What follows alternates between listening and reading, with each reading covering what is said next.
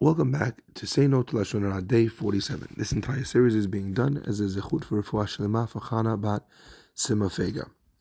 The pasuk tells us, Im kesef talveh et ami, which means, if you lend my people money. This idea is seen as a mitzvah where a person has a positive commandment, if they can, to lend money to someone who needs a loan to be able to straighten out their financial situation.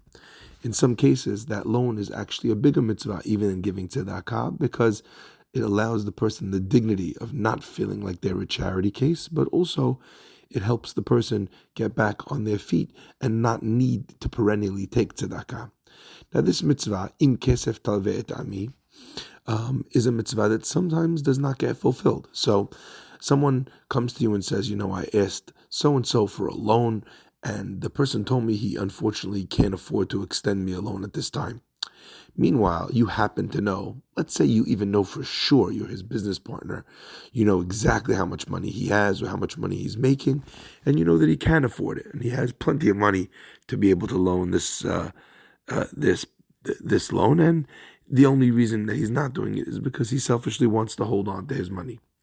So explaining or telling someone about the fact that the person refused to make the loan is Lashon Hara. Let's say you even tell the person, oh, don't worry about it. This guy never lends anyone. Don't take it personal. He never lends anyone any money.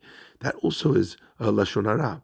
And even though we already explained earlier that some cases where a person is doing a avon or not doing a mitzvah repeatedly, that would classify the person as a rasha, and therefore you'd be allowed to say, in order to be able to draw attention to the fact that that's not the way to behave. Here, that's not the case. Number one, you're not trying to teach the person not to emulate him. And number two, there's a second and separate issue that the Chafetz Chaim brings. And this really is a case which helps us understand a much more general rule. The Chafetz Chaim says that even though it is a mitzvah in the Torah, many people mistakenly think that this mitzvah is something that it's a good thing to do, but not an obligation. It's not a positive commandment in terms of the fact that you must do it. It's just a mitzvah if you do it. Kind of like a mitzvah kiyumit, a mitzvah that you get when you fulfill it, but not that you're obligated to do so. So since that's the case, even if the person has not done it numerous times, we can't assume that the person is a negative or rasha type of a person, because many people make this mistake.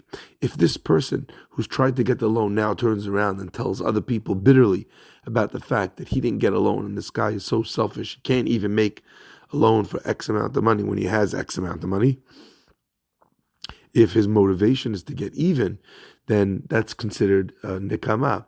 And if he's holding this anger and bitterness and resentment in his heart, that's lotitor, which means not bearing a grudge.